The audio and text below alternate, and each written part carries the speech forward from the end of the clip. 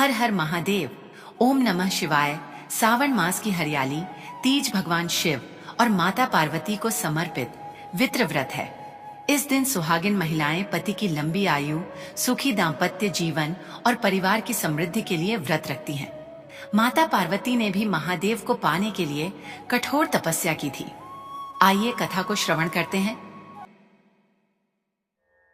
हिमालय की ऊंची ऊंची पर्वत चोटियों के बीच एक ऐसा दिव्य स्थान था जहां चारों ओर शांति थी। बर्फ से ढके पर्वत, कल कल बहती नदियां, हरे भरे वन और दूर तक फैली हुई सुंदर घाटियां।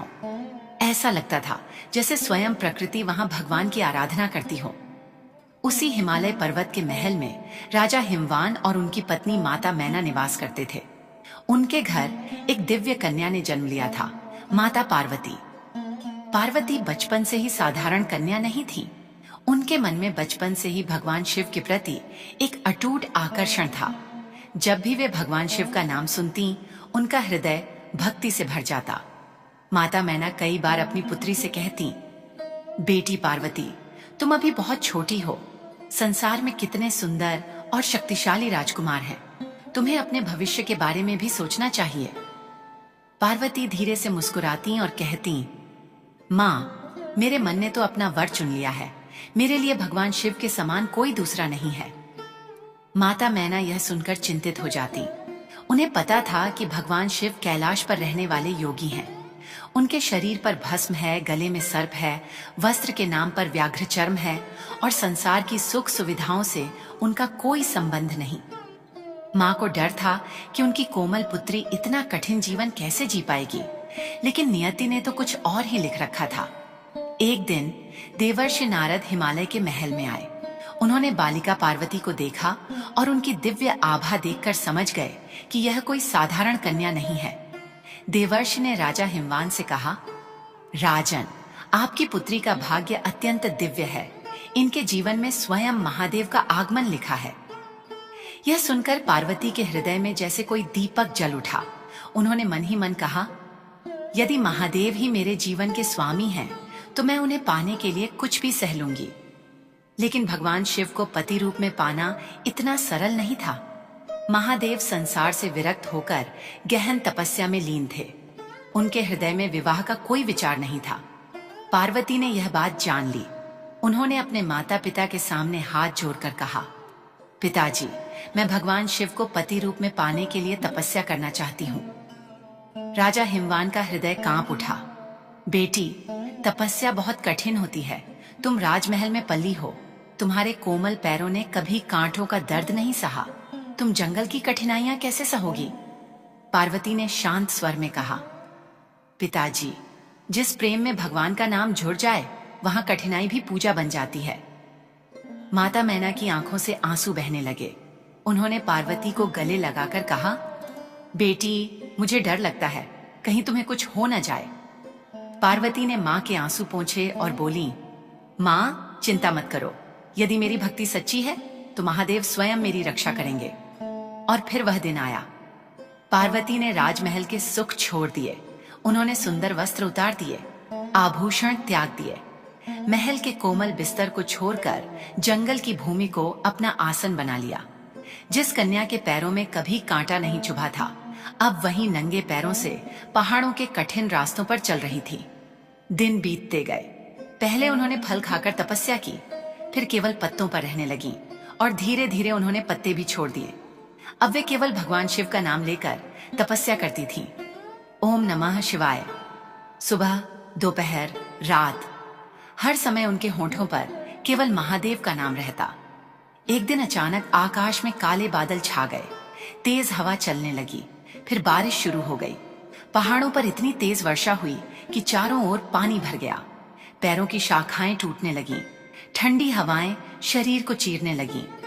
पार्वती एक वृक्ष के नीचे बैठी थीं। उनका शरीर बारिश से पूरी तरह भीग चुका था। हाथ कांप रहे थे। होंठ ठंड से नीले पड़ गए थे। फिर भी उनकी आंखें बंद थीं। उनके होंठ धीरे धीरे बोल रहे थे, हे महादेव, यदि मेरी भक्ति में सच्चाई है तो मुझे स्वीकार करना। बारिश और तेज हो गई। एक पल के लिए पार्वती का शरीर कांप उठा। मन में मां की याद आई। उन्हें अपना राजमहल याद आया। माँ मैना का चेहरा याद आया। उनकी आंखों से आंसू निकल पड़े। उन्होंने आसमान की ओर देखा और कहा, माँ, आज आपकी बहुत याद आ रही है, लेकिन मैं अपना संकल्प नहीं तोड़ूंगी। वह फिर ध्यान में बैठ गई। उधर कैलाश पर भगवान शिव ध्यान में बैठे थे, लेकिन उस दिन उनके ध्यान में भी एक हलचल हुई। उन्हें अपनी ओर आती हुई एक ऐसी भक्ति का अनुभव हुआ जिसमें कोई स्वार्थ नहीं था। महादेव ने अपनी आंखें खोली। उनके मन में विचार आया, यह कौन है जो इतनी पीड़ा सहकर भी मेरा नाम ले रही है? महादेव सब जानते थे, फिर भी उन्होंने पार्वती की परीक्षा लेने का निर्णय किया, क्योंकि प्रेम केवल शब्दों से नहीं, त्याग और विश्वास से सिद्ध होता है। नियति ने ऐसा खेल खेला कि अब पार्वती की तपस्या केवल तपस्या नहीं रही थी, वह उनके प्रेम की अग्नि परीक्षा बनने वाली थी। एक ओर जंगल में बैठी पार्वती थीं, दूसरी ओर कैलाश पर बैठे महादेव। दोनों के हृदय में एक दूसरे की उपस्थिति थी, लेकिन दोनों के बीच अभी भी एक लंबी परीक्षा बाकी थी। पार्वती ने आंखें बंद करके कहा, हे भोलेनाथ, चाहे मुझे कितने भी जन्म लेने पड़े, चाहे कितने भी कष्ट क्यों न सहने पड़े, मेरा मन केवल आपका ही रहेगा। और उसी क्षण दूर कैलाश पर महादेव के चेहरे पर एक गंभीर मुस्कान आई। अब महादेव स्वयं पार्वती की परीक्षा लेने के लिए निकलने वाले थे। यहीं से शुरू होती है वह परीक्षा जिसमें प्रेम को विरह, भक्ति को पीड़ा और विश्वास को अग्नि से गुजरना था। महादेव की परीक्षा और पार्वती का अटूट संकल्प। पार्वती की तपस्या दिन प्रतिदिन और भी कठिन होती जा रही थी। जंगल में चारों ओर हरियाली थी, लेकिन उस हरियाली के बीच पार्वती का जीवन बहुत कठोर हो चुका था। कभी तेज धूप उन्हें झुलसा देती, कभी बारिश उनके शरीर को भिगो देती और कभी रात की ठंडी हवा उनके शरीर को कंपा देती। लेकिन उनके हृदय में केवल एक ही नाम था, महादेव। सुबह होते ही वह नदी के किनारे जाती, ठंडे जल से स्नान करती और मिट्टी से शिवलिंग बनाकर उसकी पूजा करती। फिर दोनों हाथ जोड़कर कहती, हे भोलेनाथ, मैं आपको किसी सुख के लिए नहीं चाहती, मैं आपको इसलिए चाहती हूँ क्योंकि मेरा मन आपको अपना मान चुका है। यदि मेरे भाग्य में आपका साथ नहीं लिखा तो भी मैं आपको अपने हृदय से कभी अलग नहीं करूंगी। कहते कहते उनकी आंखों से आंसू बहने लगते। उनके आंसू शिवलिंग पर गिरते और ऐसा लगता जैसे उनकी आंखों का दर्द ही अभिषेक बन गया हो। उधर माता मैना अपनी पुत्री को याद करके रोती रहती थी। एक दिन उन्होंने राजा हिमवान से कहा, स्वामी, मेरी बेटी कहाँ होगी? उसने भोजन करना तक छोड़ दिया है, पता नहीं जंगल में किस अवस्था में होगी। राजा हिमवान भी अंदर से टूट चुके थे। उन्होंने कहा, मैना, मैं भी अपनी पुत्री के लिए चिंतित हूँ, लेकिन पार्वती का संकल्प बहुत बड़ा है। शायद स्वयं देवताओं ने उसके जीवन के लिए कोई मार्ग चुना है। माता मैना रोते हुए बोली, माँ होकर मैं अपनी बेटी को कष्ट में कैसे देखूं? मेरा मन बार बार कहता है कि उसे वापस बुला लूं। लेकिन उसी समय उन्हें पार्वती के शब्द याद आए, माँ, यदि मेरी भक्ति सच्ची है तो महादेव मेरी रक्षा करेंगे। माता मैना ने आंखें बंद कर ली। हे महादेव, मेरी बेटी की रक्षा करना। उधर जंगल में एक और कठिन रात आ गई। आकाश में बादल गरज रहे थे, बिजली चमक रही थी, पैरों की शाखाएं तेज हवा से टूटकर जमीन पर गिर रही थीं। पार्वती एक छोटी सी गुफा के बाहर बैठी थी। उनके पास न भोजन था, न बिस्तर, न कोई सेविका। उनका शरीर कमजोर हो चुका था, लेकिन उनका मन पहले से अधिक मजबूत था। उन्होंने शिवलिंग के सामने दीपक जलाया। हवा इतनी तेज थी कि दीपक बार बार बुझने लगा। पार्वती अपने हाथों से दीपक को बचाने लगी। एक बार हवा के तेज झोंके से दीपक बुझ गया। पार्वती कुछ क्षण उसे देखती रहीं। फिर उन्होंने अपने आंचल से उसे ढककर दोबारा जलाया। उनकी आंखों में आंसू थे। उन्होंने कहा, महादेव, जैसे मैं इस छोटे से दीपक को आंधी से बचा रही हूँ, वैसे ही आप मेरी भक्ति को भी संसार की हर परीक्षा से बचा लेना। तभी जंगल में किसी के कदमों की आहट सुनाई दी। पार्वती ने पीछे मुड़कर देखा। एक वृद्ध साधु धीरे धीरे उनकी ओर आ रहे थे। उनके हाथ में कमंडल था, शरीर पर साधारण वस्त्र थे और चेहरे पर गंभीर भाव। पार्वती तुरंत उठी। उन्होंने हाथ जोड़कर कहा, प्रणाम महात्मन, आप इस घने जंगल में इस समय कैसे आए? वृद्ध साधु ने कहा, पुत्री, मैं रास्ता भटक गया हूँ, बहुत दूर से आया हूँ। सुना है यहाँ कोई कन्या कठिन तपस्या कर रही है, मैं उसे देखने आया हूँ। पार्वती ने विनम्रता से कहा, महात्मन, यदि आप थके हुए हैं तो कुछ देर यहाँ विश्राम कर लीजिए। मेरे पास देने के लिए कुछ नहीं है, लेकिन जल है। उन्होंने कमंडल में जल भरकर साधु को दिया। साधु ने जल पिया और पार्वती को ध्यान से देखने लगे। फिर बोले, पुत्री, तुम किसके लिए इतनी कठिन तपस्या कर रही हो? पार्वती ने बिना किसी झिझक के कहा, भगवान शिव के लिए। वृद्ध साधु अचानक हंस पड़े। शिव के लिए? पार्वती ने शांत भाव से कहा, जी। साधु बोले, तुमने अपने जीवन के बारे में सोचा भी है? शिव कौन है? वह तो श्मशान में रहने वाले योगी हैं। उनके शरीर पर भस्म लगी रहती है, गले में सांप लिपटे रहते हैं। उनके पास न राजमहल है न धन दौलत। पार्वती चुप रही। साधु ने फिर कहा, तुम हिमालय की राजकुमारी हो, तुम्हारे लिए संसार के बड़े बड़े राजा विवाह का प्रस्ताव ला सकते हैं, फिर उस शिव को पति बनाने की जिद क्यों? पार्वती की आंखें नम हो गईं। उन्होंने धीरे से कहा, महात्मन, आप शिव को जैसा बाहर से देखते हैं, मैं उन्हें वैसा नहीं देखती। साधु ने पूछा, तो तुम शिव में क्या देखती हो? पार्वती ने हाथ जोड़ ली। मैं उनमें संसार के दुखियों का सहारा देखती हूँ। मैं उनमें करुणा देखती हूँ। मैं उनमें सत्य देखती हूँ। मैं उनमें वह शक्ति देखती हूँ जो संसार का विष पीकर भी दूसरों को जीवन देती है। साधु कुछ देर चुप रहे, लेकिन उनकी परीक्षा अब भी समाप्त नहीं हुई थी। उन्होंने कठोर स्वर में कहा, पुत्री, मैं तुम्हें समझाने आया हूँ। शिव तुम्हारे योग्य नहीं है। तुम्हें अपना संकल्प छोड़ देना चाहिए। यह सुनते ही पार्वती की आंखों से आंसू निकल पड़े। कुछ क्षण तक वह मौन रही। फिर उन्होंने कहा, महात्मन, मैं आपके चरणों का सम्मान करती हूँ, लेकिन मेरे महादेव के विषय में मैं कोई अपमानजनक बात नहीं सुन सकती। साधु ने कहा, यदि शिव तुम्हें कभी स्वीकार ही न करें तो? पार्वती के चेहरे पर दर्द उतर आया। उन्होंने आकाश की ओर देखा, तो मैं जीवन भर उनकी प्रतीक्षा करूंगी। यदि वह तुम्हारे पास कभी न आए, तब भी मैं उनका नाम नहीं छोड़ूंगी। यदि तुम्हारी तपस्या व्यर्थ हो जाए। पार्वती की आंखों से आंसू गिरने लगे। उन्होंने कहा, मेरी तपस्या व्यर्थ कैसे हो सकती है? मैंने उन्हें पाने के लिए तपस्या शुरू की है, लेकिन अब मेरी हर सांस ही उनकी पूजा बन चुकी है। वृद्ध साधु फिर बोले, और यदि तुम्हें अपने इस प्रेम के कारण जीवन भर दुख सहना पड़े? पार्वती ने कांपते हुए हाथ जोड़ लिए। दुख सह लूंगी, लेकिन महादेव को अपने हृदय से निकाल नहीं सकती। उनकी आवाज टूट गई, क्योंकि महादेव मेरे लिए केवल पति नहीं है, वह मेरे प्राण है। यह कहते ही पार्वती की आंखों से आंसू की धारा बहने लगी। वृद्ध साधु उन्हें देखते रहे। उनके चेहरे की कठोरता धीरे धीरे बदलने लगी, लेकिन पार्वती अभी भी उन्हें पहचान नहीं पाई थी। तभी अचानक आकाश में बादल गरजने लगे। हवा शांत हो गई। पैरों की पत्तियां जैसे स्थिर हो गईं और उस वृद्ध साधु के शरीर से एक दिव्य प्रकाश निकलने लगा। पार्वती ने आश्चर्य से उनकी ओर देखा। उनके हाथ कांपने लगे। वृद्ध साधु का रूप बदलने लगा। जटाएं प्रकट हुईं। मस्तक पर चंद्रमा दिखाई दिया। गले में सर्प सुशोभित हो गया और शरीर पर भस्म की दिव्य आभा फैल गई। पार्वती की सांस जैसे रुक गई। उनकी आंखें आंसुओं से भर गईं। वह समझ गईं, ये कोई साधारण साधु नहीं, स्वयं मेरे महादेव हैं। पार्वती तुरंत उनके चरणों में गिर पड़ी। महादेव!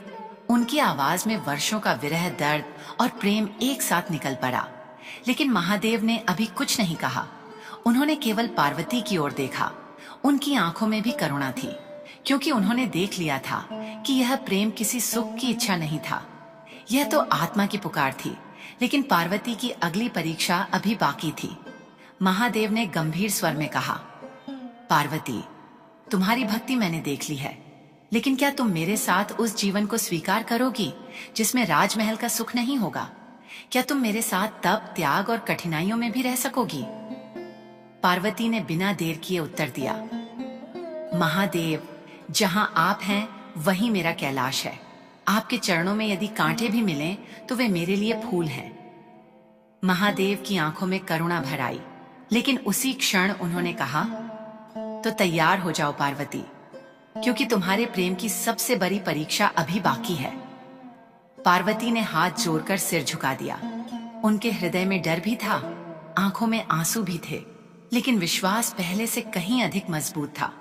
और उस रात जंगल में पहली बार पार्वती को लगा शायद उनकी प्रतीक्षा अब समाप्त होने वाली है। लेकिन नियति ने अभी एक और मोड़ छिपा रखा था, विरह की अग्नि और पार्वती की अंतिम परीक्षा। पिछले भाग में महादेव ने पार्वती की कठिन तपस्या और अटूट प्रेम को देख लिया था। उन्होंने अपना वास्तविक रूप प्रकट कर दिया था। पार्वती की आंखों से आंसू बह रहे थे, क्योंकि जिस महादेव को पाने के लिए उन्होंने राजमहल का सुख छोड़ा था, आज वही उनके सामने खड़े थे। लेकिन महादेव ने कहा था, पार्वती, तुम्हारे प्रेम की सबसे बड़ी परीक्षा अभी बाकी है। इन शब्दों ने पार्वती के हृदय में हलचल पैदा कर दी। उन्होंने दोनों हाथ जोड़कर पूछा, प्रभु, अब और कौन सी परीक्षा बाकी है? मैंने अपना सब कुछ आपके चरणों में अर्पित कर दिया है। महादेव कुछ क्षण शांत रहे, फिर बोले, पार्वती, प्रेम केवल पास होने का नाम नहीं है। प्रेम तो उस समय भी अडिग रहना है जब सामने वाला दूर चला जाए। पार्वती की आंखें भर आईं। क्या आप मुझसे दूर चले जाएंगे प्रभु? महादेव ने कोई उत्तर नहीं दिया। उन्होंने केवल पार्वती की ओर देखा और फिर धीरे धीरे वहां से चले गए। महादेव, पार्वती की आवाज जंगल में गूंज उठी, लेकिन महादेव पीछे मुड़कर नहीं देख रहे थे। पार्वती उनके पीछे कुछ कदम चली, फिर रुक गईं। उनके पैरों में शक्ति नहीं थी। आंखों के सामने सब धुंधला हो गया। वह वहीं भूमि पर बैठ गईं। उनके हृदय से एक ही शब्द निकला, महादेव। उस दिन पहली बार पार्वती ने समझा कि विरह का दर्द कितना गहरा होता है।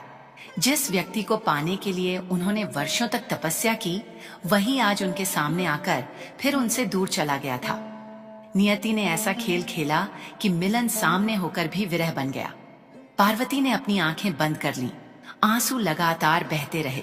उन्होंने कहा, हे महादेव, यदि यह आपकी इच्छा है कि मैं आपकी प्रतीक्षा करूं, तो मैं प्रतीक्षा करूंगी, चाहे एक दिन, चाहे एक वर्ष, चाहे जन्म जन्मांतर।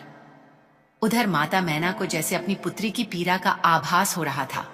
वह रात भर सो नहीं पाई। उन्होंने राजा हिमवान से कहा, स्वामी, मेरा मन बहुत घबरा रहा है। ऐसा लगता है जैसे मेरी बेटी किसी बड़े दुख में है। राजा हिमवान ने पत्नी को समझाते हुए कहा, मैना, पार्वती अब केवल हमारी पुत्री नहीं रही। उसने अपना जीवन महादेव को समर्पित कर दिया है।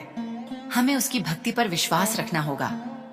माता मैना ने आंसू पोंछते हुए कहा, लेकिन मैं मां हूं, उसका दुख मैं कैसे भूल जाऊं?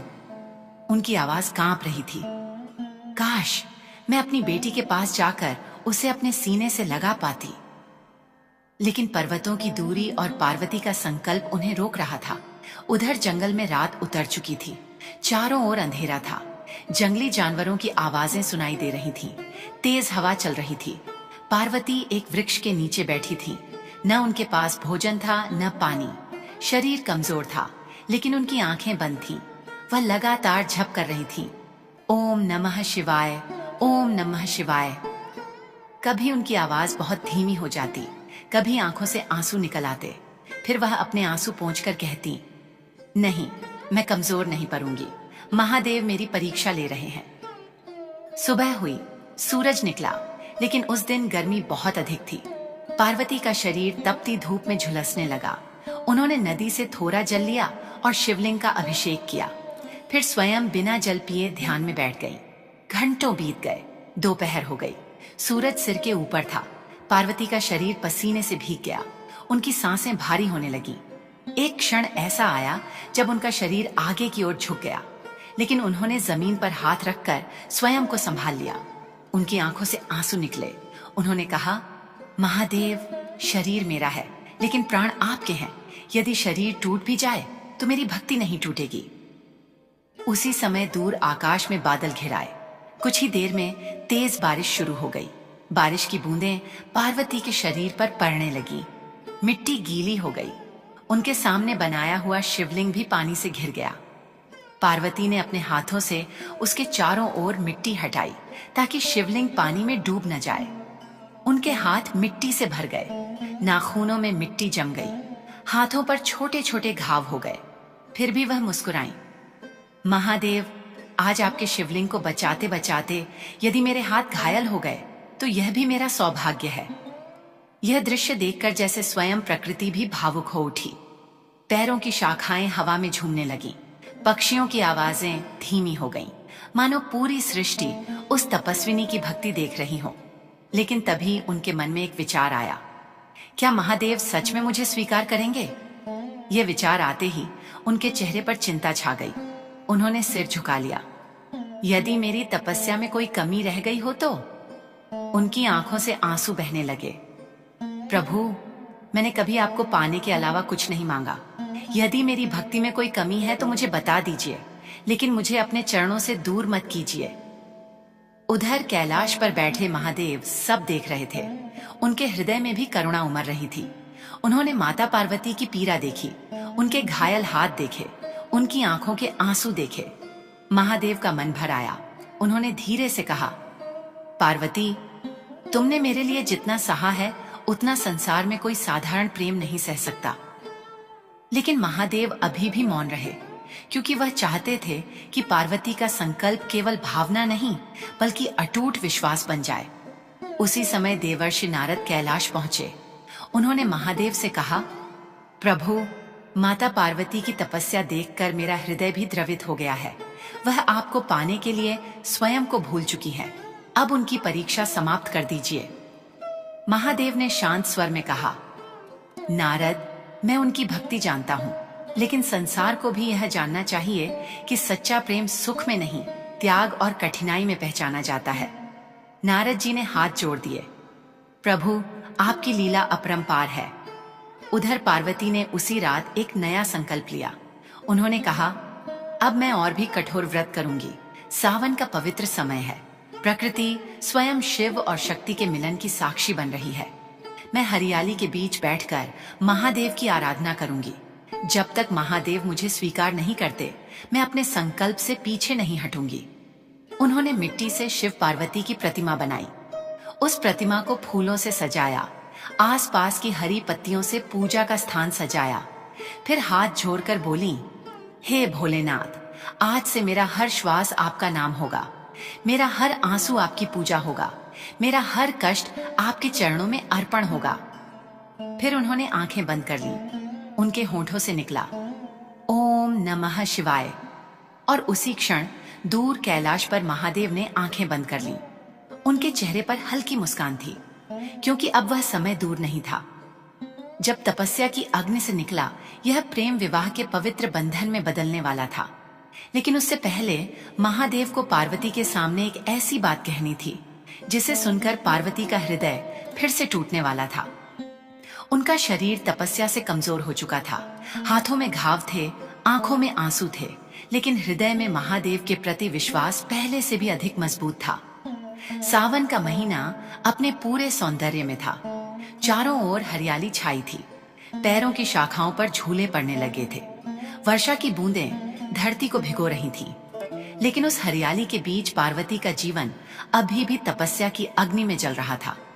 वह एक वृक्ष के नीचे बैठी थी। सामने मिट्टी से बनाया हुआ शिवलिंग था। उन्होंने फूल चढ़ाए और दोनों हाथ जोड़कर कहा, हे महादेव, सावन की यह पवित्र बेला आपकी है। मेरे पास आपको देने के लिए कोई धन नहीं, कोई राजसी भोग नहीं। मेरे पास केवल मेरा प्रेम है, इसे स्वीकार कर लीजिए। इतना कहते ही उनकी आंखों से आंसू गिरने लगे। उन्होंने उन आंसुओं को पोंछा और फिर शिवलिंग का अभिषेक किया। उसी समय पीछे से किसी के आने की आहट सुनाई दी। पार्वती ने मुड़कर देखा। वही वृद्ध साधु उनके सामने खड़े थे। पार्वती समझ गईं कि यह साधारण साधु नहीं है। वह तुरंत हाथ जोड़कर खड़ी हो गईं। महात्मन, आप फिर आ गए, वृद्ध साधु ने गंभीर स्वर में कहा। पार्वती, मैं तुम्हें आखिरी बार समझाने आया हूं। पार्वती शांत खड़ी रही। साधु बोले, तुमने बहुत तपस्या कर ली, अब अपने घर लौट जाओ। पार्वती ने धीरे से कहा, मैं घर कैसे लौट जाऊं? मेरा मन तो महादेव के चरणों में रह गया है। साधु ने कहा, लेकिन क्या तुम्हें पता है कि महादेव तुम्हें स्वीकार करेंगे भी या नहीं?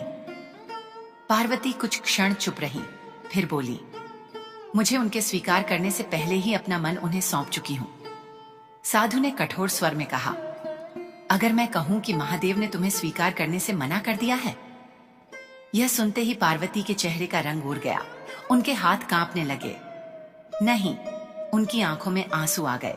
साधु ने कहा, हाँ पार्वती, उन्होंने कहा है कि तुम अपने पिता के महल लौट जाओ, वह तुम्हारे साथ विवाह नहीं करेंगे। पार्वती का हृदय जैसे किसी ने चीर दिया। वह वहीं जमीन पर बैठ गई। आंखों से आंसू बहने लगे। उन्होंने कांपती हुई आवाज में कहा, क्या सच में महादेव ने ऐसा कहा? साधु ने उत्तर दिया, हाँ। पार्वती ने अपने आंसू पोंछे। कुछ देर तक वह आसमान की ओर देखती रही, फिर बहुत धीमे स्वर में बोली, यदि यह महादेव की इच्छा है तो मैं उसे भी स्वीकार कर लूंगी। साधु ने पूछा, तो अपनी तपस्या छोड़ दोगी? पार्वती ने सिर हिलाया, नहीं, जब महादेव तुम्हें स्वीकार नहीं करेंगे तब भी। हाँ। साधु ने आश्चर्य से पूछा, क्यों? पार्वती ने हाथ जोड़कर कहा, क्योंकि मेरी तपस्या महादेव को पाने के लिए शुरू हुई थी, लेकिन अब मेरी तपस्या स्वयं महादेव की पूजा बन चुकी है। उनकी आवाज टूटने लगी।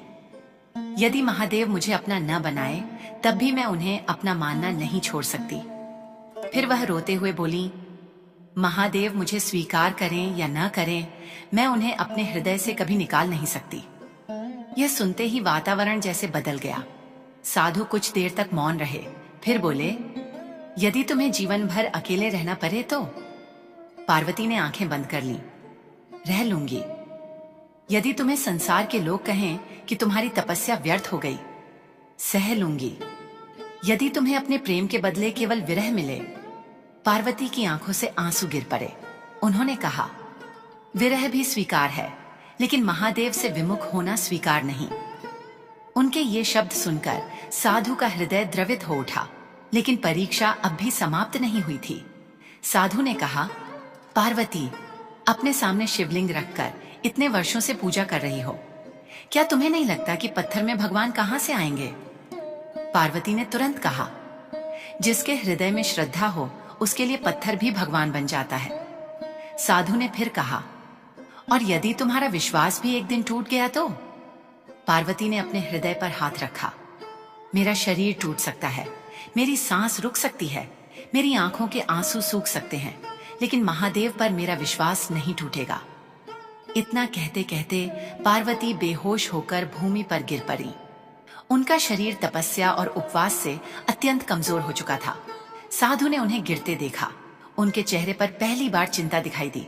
उन्होंने कहा, पार्वती, लेकिन पार्वती अचेत थी। साधु ने उनके माथे पर हाथ रखा और उसी क्षण उनके भीतर छिपा महादेव का करुण हृदय जाग उठा। उन्होंने मन ही मन कहा, अब और नहीं। अचानक आकाश में दिव्य प्रकाश फैल गया। बादल शांत हो गए, वर्षा की बूंदें थम गईं, हवा रुक गई, जंगल के पक्षी मौन हो गए। वह साधु का रूप धीरे धीरे बदलने लगा। जटाई दिखाई देने लगी, मस्तक पर चंद्रमा चमक उठा, गले में सर्प सुशोभित हो गया और उनके शरीर से दिव्य प्रकाश निकलने लगा। स्वयं महादेव वहां खड़े थे। उन्होंने पार्वती के माथे पर हाथ रखा। पार्वती, उठो। उनकी आवाज सुनते ही पार्वती की आंखें खुलीं। उन्होंने सामने देखा। उनकी आंखें आश्चर्य से फैल गईं। महादेव! वह उठने का प्रयास करने लगी, लेकिन शरीर में शक्ति नहीं थी। महादेव ने उन्हें सहारा दिया। पार्वती रोते हुए बोली, प्रभु, आपने मुझे इतना दुख क्यों दिया? महादेव कुछ क्षण मौन रहे, फिर बोले, क्योंकि मैं तुम्हारे प्रेम की गहराई संसार को दिखाना चाहता था। पार्वती ने आंसुओं के बीच कहा, लेकिन प्रभु, जब आपने कहा कि आप मुझे स्वीकार नहीं करेंगे, तब मेरा हृदय टूट गया था। महादेव की आंखों में करुणा भर आई। उन्होंने कहा, पार्वती, तुम्हारा हर आंसू मैंने देखा है, तुम्हारी हर पीड़ा मैंने महसूस की है। जब तुम्हारा शरीर बारिश में कांप रहा था, मैं देख रहा था। जब तुम्हारे हाथ घायल हुए, मेरा हृदय भी दुखा था। जब तुम भूखी रहकर मेरा नाम ले रही थीं, तब तुम्हारा दर्द मुझसे छिपा नहीं था। पार्वती की आंखों से आंसू बहने लगे। उन्होंने कहा, तो प्रभु, क्या मेरी तपस्या सफल हुई? महादेव ने मुस्कुराकर कहा, तुम्हारी तपस्या उसी दिन सफल हो गई थी जिस दिन तुमने मुझे पाने की इच्छा से अधिक मुझे अपना मान लिया था। पार्वती ने हाथ जोड़ दिए। महादेव ने कहा, लेकिन अब एक अंतिम कार्य बाकी है। पार्वती ने पूछा, क्या प्रभु? महादेव बोले, तुम्हें अपने माता पिता के पास लौटना होगा। उनकी अनुमति और आशीर्वाद लेकर ही हमारा मिलन पूर्ण होगा। पार्वती की आंखों में आंसू और मुस्कान दोनों आ गए।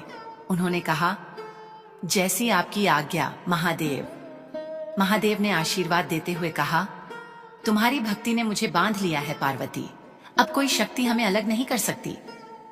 यह सुनते ही पार्वती ने महादेव के चरणों में सिर रख दिया। उनके हृदय का वर्षों पुराना दर्द जैसे पिघल गया।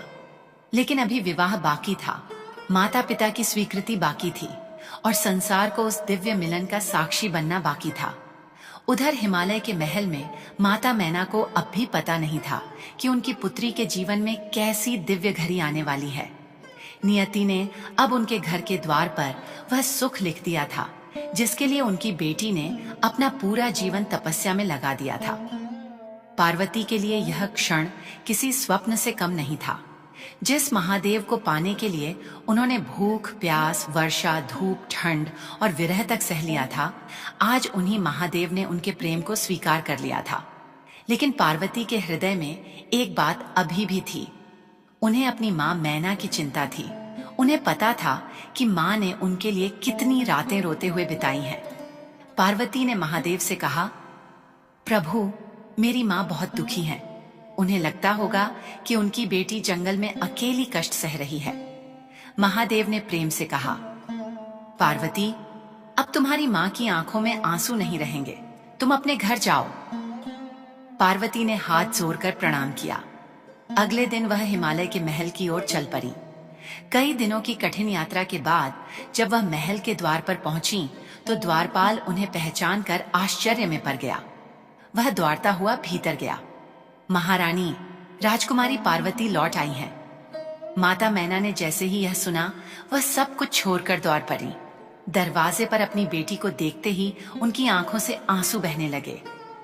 पार्वती! माँ ने अपनी बेटी को सीने से लगा लिया। दोनों बहुत देर तक रोती रहीं। माता मैना बार बार अपनी बेटी का चेहरा देख रही थी। तपस्या के कारण पार्वती का शरीर कमजोर हो गया था। चेहरा पहले से अधिक शांत था, लेकिन उसमें एक दिव्य चमक थी। माँ ने उसके हाथ देखे। घावों के निशान देखकर उनका हृदय टूट गया। बेटी, ये क्या कर लिया तुमने? पार्वती मुस्कुराई। माँ, कुछ नहीं हुआ। मैना रोते हुए बोली, कुछ नहीं हुआ। तुम्हारे हाथों में घाव हैं, शरीर इतना कमजोर हो गया है, तुमने क्या क्या सहा होगा। पार्वती ने माँ के आंसू पोंछे। माँ, आपका आशीर्वाद मेरे साथ था, इसलिए मैं सब सह पाई। मैना ने उसे फिर गले लगा लिया। फिर उन्होंने पूछा, बेटी, क्या तुम्हारी तपस्या सफल हुई? पार्वती की आंखों में आंसू और मुस्कान दोनों आ गए। उन्होंने धीरे से कहा, हाँ माँ, महादेव ने मुझे स्वीकार कर लिया। माता मैना कुछ क्षण बिल्कुल शांत रह गईं। फिर बोली, सच कह रही हो? पार्वती ने सिर झुका दिया। हाँ माँ। माता मैना की आंखों से आंसू बहने लगे, लेकिन इस बार वे दुख के आंसू नहीं थे, वे खुशी के आंसू थे। उन्होंने आकाश की ओर देखकर कहा, हे भगवान, मेरी बेटी की तपस्या आपने स्वीकार कर ली। राजा हिमवान को जब यह समाचार मिला तो वह भी अत्यंत प्रसन्न हुए। उन्होंने अपनी पुत्री को गले लगाकर कहा, बेटी, तुमने अपने संकल्प से हमारे कुल का मान बढ़ाया है। लेकिन विवाह की बात सुनकर राजा हिमवान कुछ चिंतित भी हुए। उन्होंने पूछा, पार्वती, क्या तुम सच में महादेव के साथ उस जीवन को स्वीकार करने के लिए तैयार हो जिसमें राजमहल का वैभव नहीं होगा?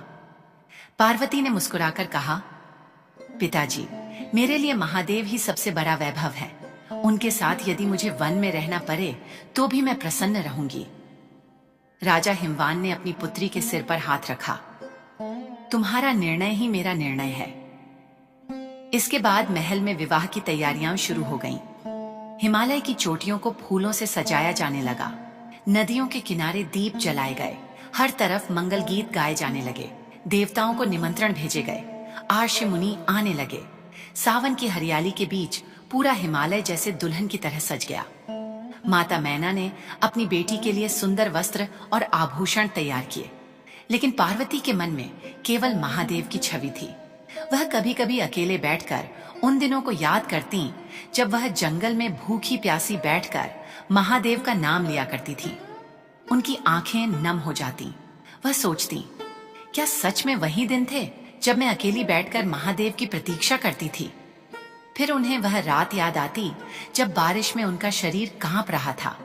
उन्हें अपनी माँ की याद आई थी, उनके हाथों के घाव याद आए, और फिर वह क्षण याद आया जब महादेव ने कहा था, तुम्हारी भक्ति ने मुझे बांध लिया है पार्वती। उनकी आंखों से आंसू बह निकले। उन्होंने हाथ जोड़कर कहा, महादेव, आपने मेरे आंसुओं को व्यर्थ नहीं जाने दिया। उधर कैलाश पर भी विवाह की तैयारी होने लगी। देवताओं में उत्साह था, नंदी आनंद से भर गए थे। गण महादेव की बारात के लिए तैयार होने लगे। लेकिन माता मैना को अब भी एक चिंता थी। उन्हें डर था कि महादेव का स्वरूप देखकर वह स्वयं घबरा न जाए।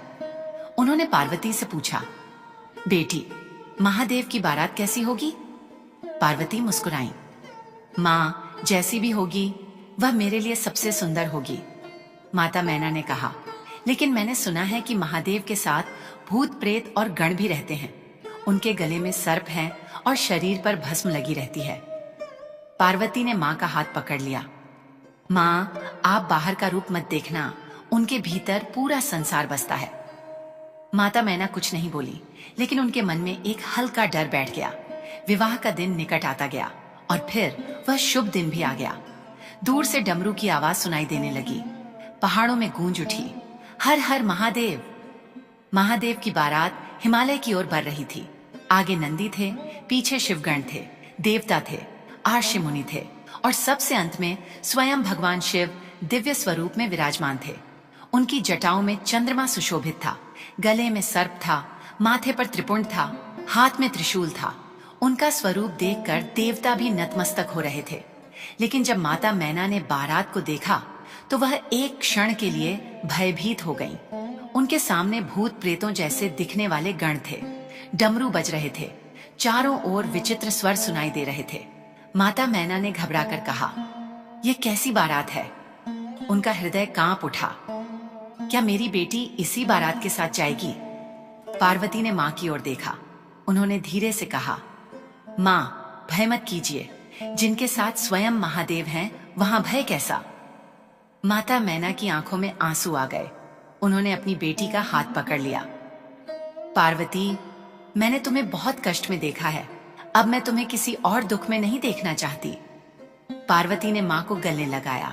मां, अब मेरा कोई दुख नहीं है, मेरे महादेव मेरे साथ हैं। और उसी क्षण शंख बज उठे। देवताओं ने पुष्पों की वर्षा शुरू कर दी। आर्षियों ने मंगल मंत्रों का उच्चारण किया। महादेव और पार्वती एक दूसरे के सामने आ गए। वर्षों का विरह, असंख्य आंसू, कठिन तपस्या और अनगिनत परीक्षाएं, सब कुछ जैसे उस एक क्षण में समाप्त होने वाला था। लेकिन विवाह के पवित्र संस्कार अभी बाकी थे। अग्नि के सामने लिए जाने वाले वे 7 पवित्र कदम अभी बाकी थे, और वही क्षण आने वाला था जब पार्वती की तपस्या पूर्ण रूप से सफल होने वाली थी। शिव पार्वती का दिव्य मिलन और हरियाली तीज व्रत का महात्म्य आपने सुना कि महादेव की बारात हिमालय के महल पहुंच चुकी थी। वर्षों की तपस्या, विरह, आंसू और कठिन परीक्षाओं के बाद अब वह शुभ घड़ी सामने थी, जिसका माता पार्वती को न जाने कितने जन्मों से इंतजार था। महादेव और माता पार्वती विवाह मंडप में आमने सामने बैठे थे। चारों ओर वेद मंत्रों की पवित्र ध्वनि गूंज रही थी। आर्षि मुनि मंत्रों का उच्चारण कर रहे थे, देवता पुष्पों की वर्षा कर रहे थे, और माता मैना की आंखों से आंसू बह रहे थे। लेकिन इस बार उन आंसुओं में दुख नहीं था। यह एक माँ की उस खुशी के आंसू थे जिसने अपनी बेटी को कठिन तपस्या के बाद उसका मनचाहा जीवन साथी पाते हुए देखा था। राजा हिमवान ने कांपते हाथों से अपनी पुत्री का हाथ महादेव के हाथ में रख दिया। उनकी आंखें भर आईं। उन्होंने कहा, महादेव, आज से मेरी पुत्री आपकी है। मैंने इसे अपनी शक्ति के अनुसार पाला है। इसमें कोई कमी रह गई हो तो क्षमा कीजिएगा। महादेव ने पार्वती की ओर देखा और फिर हिमवान से कहा, राजन, पार्वती ने स्वयं को तपस्या में सिद्ध किया है। आज से यह केवल आपकी पुत्री नहीं, मेरी अर्धांगिनी है। मैं इसके सम्मान और प्रेम की रक्षा करूंगा। यह सुनते ही माता मैना फूट फूट कर रो पड़ी। उन्होंने पार्वती को गले लगाया। बेटी, आज मुझे ऐसा लग रहा है जैसे मेरा हृदय भी तुम्हारे साथ विदा हो रहा है। पार्वती ने माँ के आंसू पोंछे। माँ, आपने मुझे जन्म दिया है। आपका स्थान मेरे हृदय में हमेशा रहेगा, और अब महादेव के चरणों में मुझे मेरा संसार मिल गया है। फिर विवाह की पवित्र अग्नि प्रज्वलित हुई। महादेव और पार्वती ने अग्नि को साक्षी मानकर विवाह संस्कार पूर्ण किया। चारों ओर एक ही जयकार गूंज उठी, हर हर महादेव, उमा महेश्वर की जय। आकाश से फूल बरसने लगे। ऐसा लग रहा था जैसे स्वयं देवता भी इस दिव्य मिलन का उत्सव मना रहे हों। पार्वती ने महादेव की ओर देखा, उनकी आंखों में आंसू थे। महादेव ने पूछा, पार्वती, आज भी तुम्हारी आंखों में आंसू क्यों हैं? पार्वती ने मुस्कुराते हुए कहा, प्रभु, ये दुख के आंसू नहीं हैं, ये उन सभी दिनों की याद के आंसू हैं जब मैंने आपको पाने के लिए अकेले बैठकर रोया था। महादेव शांत होकर उनकी बात सुनते रहे। पार्वती बोली, मुझे वह बारिश याद है, वह भूख याद है, वह ठंडी रातें याद हैं, मेरे घायल हाथ याद हैं, और वह विरह भी याद है जब आप मेरे सामने होकर भी मुझसे दूर चले गए थे। महादेव की आंखों में करुणा भर आई। उन्होंने कहा, पार्वती, तुम्हारा कोई आंसू मुझसे छिपा नहीं था। जब तुम रोती थीं, तुम्हारा दर्द मेरे हृदय तक पहुंचता था। जब तुम भूखी रहती थीं, मेरा मन भी व्याकुल होता था। जब तुम्हारे पैरों में कांटे चुभते थे, मुझे भी पीड़ा होती थी। पार्वती ने पूछा, फिर आपने मुझे इतना कष्ट क्यों दिया प्रभु? महादेव ने कहा, क्योंकि तुम्हारी भक्ति को संसार के सामने उदाहरण बनना था। तुमने सिद्ध कर दिया कि सच्ची भक्ति में परिस्थिति चाहे कितनी भी कठिन हो, विश्वास नहीं टूटता। पार्वती ने सिर झुका दिया। महादेव ने आगे कहा, और याद रखना, जो मनुष्य प्रेम में केवल सुख चाहता है, उसका प्रेम समय के साथ बदल सकता है, लेकिन जो दुख में भी भगवान का हाथ नहीं छोड़ता, उसकी भक्ति अमर हो जाती है। सावन की वर्षा फिर शुरू हो गई। धरती पर हरियाली छा गई, पैरों पर झूले पड़ गए। चारों ओर सुहागिन स्त्रियां मंगल गीत गाने लगीं। उन्होंने माता पार्वती को अपना आदर्श माना। माता पार्वती ने उन्हें आशीर्वाद देते हुए कहा, जो स्त्री श्रद्धा और विश्वास से भगवान शिव और माता पार्वती का स्मरण करेगी, अपने सामर्थ्य के अनुसार व्रत और पूजा करेगी, उसके जीवन में सुख, सौभाग्य और दाम्पत्य प्रेम बना रहे। उन्होंने कहा, लेकिन केवल व्रत रखना ही पर्याप्त नहीं है। मन में सच्ची श्रद्धा, पति पत्नी के प्रति सम्मान, परिवार के प्रति प्रेम और भगवान पर विश्वास भी होना चाहिए। धीरे धीरे यह पवित्र कथा पीढ़ी दर पीढ़ी सुनाई जाने लगी। सावन मास की हरियाली तीज पर महिलाएं माता पार्वती और भगवान शिव का पूजन करने लगी। वे माता पार्वती को सुहाग की सामग्री अर्पित करती, मेहंदी लगाती, हरे वस्त्र पहनती, झूले झूलती और माता पार्वती से प्रार्थना करती, हे माता, हमारे दाम्पत्य जीवन में प्रेम बनाए रखना, हमारे परिवार को सुख देना, हमारे पति की रक्षा करना और हमारे घर में शांति बनाए रखना। कहते हैं, हरियाली तीज केवल एक व्रत नहीं है, यह उस अटूट विश्वास की याद है जिसमें माता पार्वती ने अपने आराध्य को पाने के लिए अपना सर्वस्व त्याग दिया था। उनकी तपस्या हमें सिखाती है, जब रास्ता कठिन हो तब हार मत मानो, जब परिस्थितियां विपरीत हों तब विश्वास मत छोड़ो, जब आंखों में आंसू हों तब भगवान का नाम मत छोड़ो, और जब जीवन में विरह आए तब यह मत समझो कि भगवान आपसे दूर हैं। कभी कभी भगवान हमारे सबसे करीब होते हैं, बस हमारी परीक्षा के कारण हमें दिखाई नहीं देते। माता पार्वती ने भी यही अनुभव किया था। वह जंगल में अकेली बैठी थीं, लेकिन महादेव उनके साथ थे। वह बारिश में कांप रही थीं, लेकिन महादेव उनका दर्द देख रहे थे। वह भूखी थीं, लेकिन महादेव उनके प्रेम को महसूस कर रहे थे। वह रो रही थीं, लेकिन महादेव के हृदय में भी करुणा उमड़ रही थी। और अंत में उनका विरह दिव्य मिलन में बदल गया। उनकी तपस्या विवाह के पवित्र बंधन में बदल गई। उनके आंसू आशीर्वाद बन गए और उनका प्रेम संसार के लिए उदाहरण बन गया। इसलिए जब भी सावन की हरियाली छाए, जब बादलों से वर्षा हो, जब मंदिरों में घंटियां बजे और जब कोई भक्त सच्चे मन से कहे, ओम नमः शिवाय, तो याद कीजिए उस तपस्विनी माता पार्वती को, जिन्होंने कठिन से कठिन परिस्थिति में भी महादेव का साथ नहीं छोड़ा। हे माता पार्वती, हमारे जीवन में भी ऐसी ही श्रद्धा देना। हे भोलेनाथ, हमारे मन से अहंकार, दुख और भय दूर करना, हमारे परिवार में प्रेम रखना, हमारे घर में सुख शांति रखना, और जब जीवन में कोई कठिन परीक्षा आए तो हमें भी माता पार्वती की तरह अटूट विश्वास देना। जो भी भक्त सच्चे मन से इस कथा को सुनता या सुनाता है, उसके हृदय में भगवान शिव और माता पार्वती की भक्ति जागृत हो। उसके जीवन में सुख, शांति और मंगल बना रहे। बोलिए भगवान शिव शंकर की जय, माता पार्वती की जय, उमा महेश्वर की जय। हर हर महादेव। ओम नमः शिवाय।